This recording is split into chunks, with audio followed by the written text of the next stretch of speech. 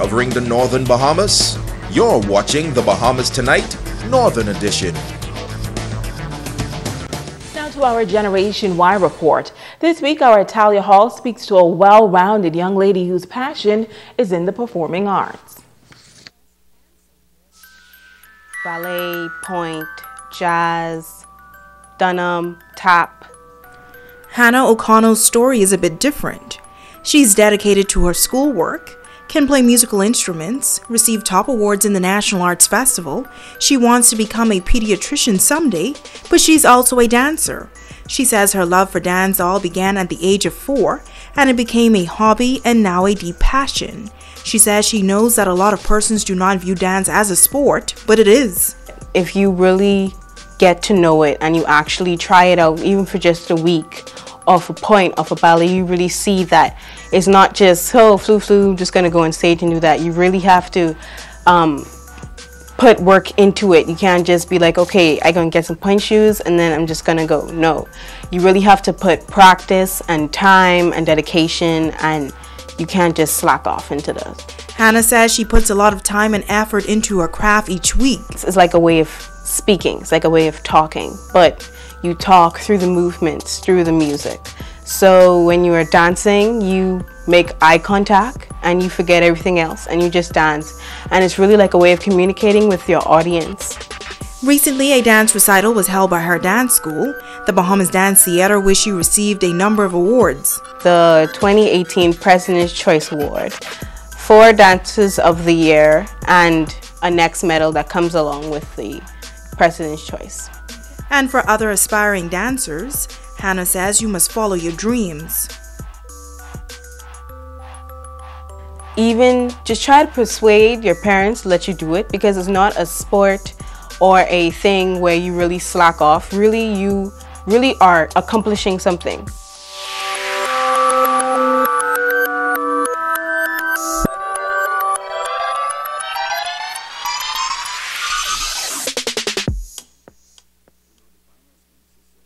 Tonight, a young woman with big dreams is appealing for help. She's asking for the support of the wider community as she prepares for major surgery as a result of a debilitating disease. Here's her story.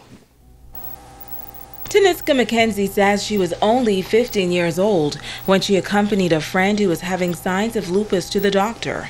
Much to her surprise, when doctors took a look at her, they knew something was not right. Being a doctor, he was very observant. So he started to ask me questions, and everything he asked me was just like, it was right on point.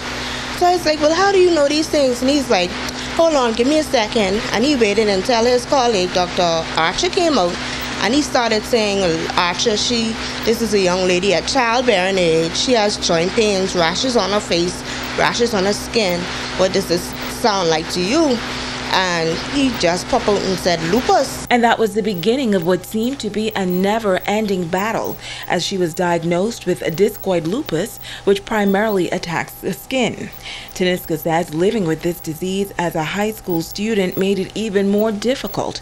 But after graduation, she experienced countless flares, and spending many nights in hospital, she made the decision to pursue a career in nursing. In actuality, first I wanted to be a computer technician, but after a while, I felt that nursing was more me, because I was so caring for others, compassionate. So that's what I went on to be, gone to sign into College of the Bahamas, and started to take up classes to be a nurse. Taniska says despite her illness, she was doing well in school until her final year in 2017. Her lupus took a turn for the worst. I started having some pains, and I was trying to cope with it, thinking that it was basically just something that would subside.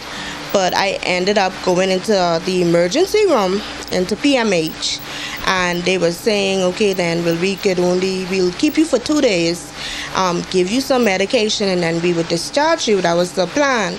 But then they came back and they said that they needed to keep me for a few more days. Within those 3 days, I just plummeted. I went downhill. After walking into Princess Margaret Hospital on that fateful day, she was wheeled out 6 months later, and she says she witnessed her classmates graduate.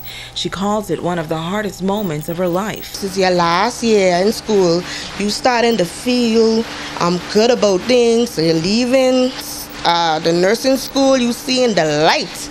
And then you end up in hospital, and then your colleagues, you see them doing what you want to do, and you see them moving forward. Now in 2018, the disease has left her primarily wheelchair-bound, with several fingertips surgically removed, and as a 36-year-old woman in need of double hip replacement surgery. Taniska says her dream is to finish school, but she can't unless she has this surgery. She's appealing for help.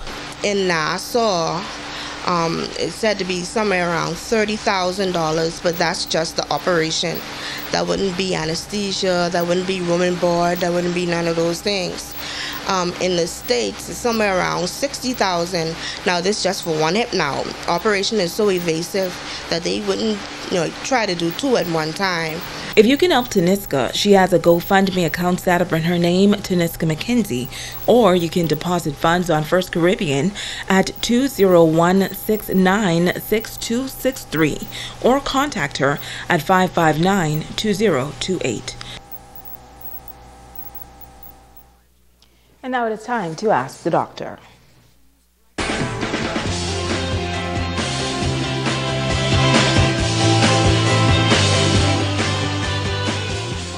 I'm Dr. Monique Pratt. Welcome. Dave from Nassau asked, as a diabetic, am I at greater risk of cataracts? And if I do get cataracts, am I at a greater risk of complications from cataract surgery? Dave, this is a great question. Diabetes can lead to vision problems, including blurry vision, cataracts, glaucoma, and retinopathy. If you are diabetic or at risk of becoming diabetic, please ensure that you schedule an annual eye exam to protect your vision. A cataract is a clouding of the normally clear lens of your eye.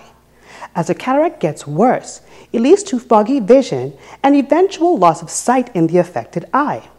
In the early stages, brighter lighting and eyeglasses can help you deal with it. But if impaired vision interferes with your usual activities, you might need cataract surgery. In most cases, surgery is a safe and straightforward procedure that replaces the clouded lens in the eye and results in restored vision. When you have diabetes, it increases the risk of complications with cataract surgery and the risk of subsequent limitation of vision following surgery.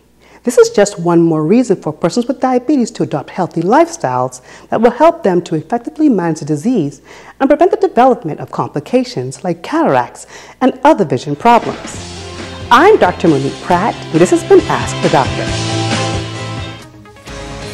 Don't go away, a check on sports is up next.